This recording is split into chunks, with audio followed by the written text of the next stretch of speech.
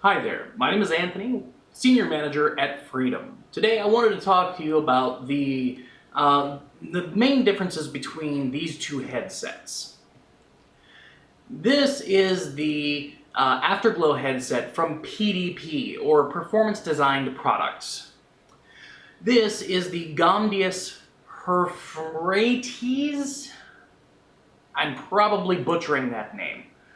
Alright, so this is the same headset that Freedom has been giving away as part of its $100,000 sponsorship for small gamers.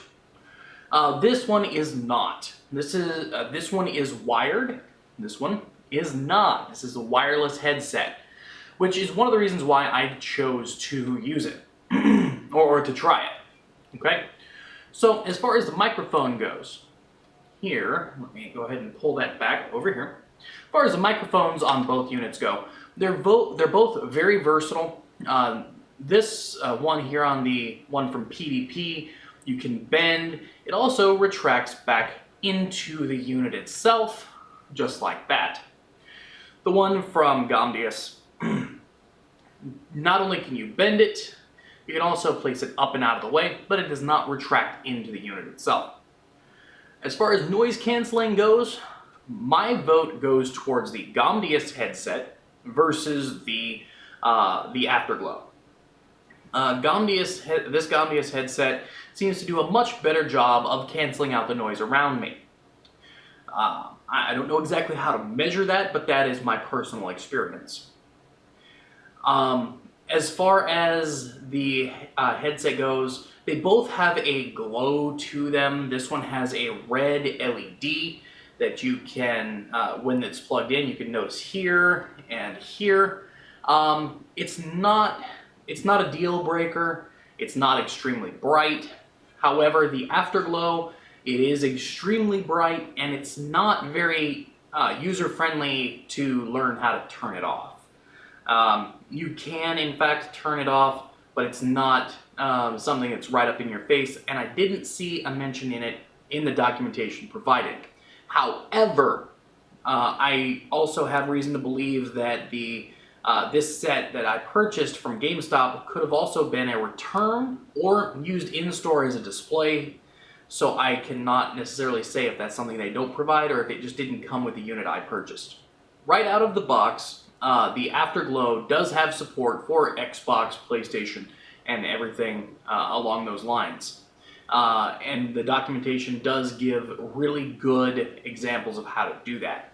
However, the Gamdias headset, I hear reports that it does work with consoles and that you can get it to have really good performance with those. However, the documentation does not give very clear understanding of that, and you may have to do some Googling. As far as build quality between the two, the build quality of this after using it for some time, I would put at somewhere around a 7 to an 8. Of course, and that's everything from the head padding to the ear padding, and just general rigidity versus flexibility, which is what I'm giving there. As far as aesthetics, I definitely give these a 9, which could be a 10 if this wasn't shiny. With it being shiny, it's a fingerprint magnet. The Gamdias headset, after using it for some time, it's also got shiny plastic to it, but with it being a white headset, good luck finding fingerprints on this thing. It's insanely hard to find because it's not nearly as reflective, so it just doesn't show as well. As far as build quality, I would definitely give these more like a 9.5 to a 10 on build quality. As far as aesthetics, I'm not a huge fan of white because it shows everything except for fingerprints, apparently. But I do have to say, as far as aesthetics, I still give it probably a 7.5 to an 8. You know, they do, stand out. They do look like really nice headphones. I absolutely love. I love everything about this headset, except for the fact that it is a wired headset.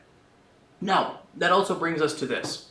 The fact that it is a wired headset, it does have, of course, a wire, which they've put some kind of a braided cloth over, and it definitely does help give it a more polished, professional feel to it. It doesn't have that plastic, cheap feel to it.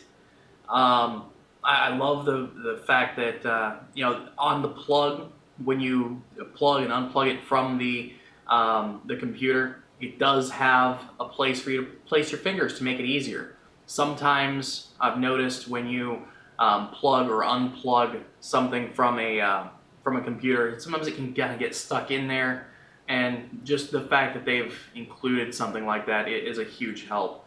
Of course, there's not much to compare it to here with the Afterglow, because the Afterglow does not have a cord, but still, I just something I felt like mentioning. And since I talked about the cord on the Gamdias headset, I wanted to talk about the stand on the Afterglow. The stand is, it's very useful. It's nice to have, to be able to set our unit here on it. Outside of that, it's not extremely useful. I really kind of wish that it did more, because outside of holding it and also being the receiver for it, it's kind of useless, and it kind of takes up space when I'm just gaming or whatever. I don't know. That could just be a personal gripe. I would like to see it be slightly more useful, maybe as a USB hub. I don't know. But yeah. So that is my take. If I had to choose a winner, I would definitely choose Gamdias because of its better noise cancellation and also its superior build quality. I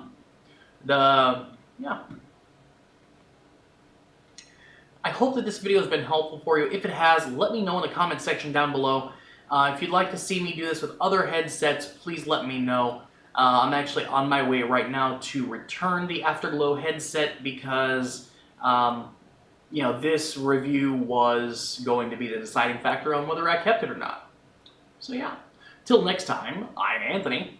Like, subscribe, comments please.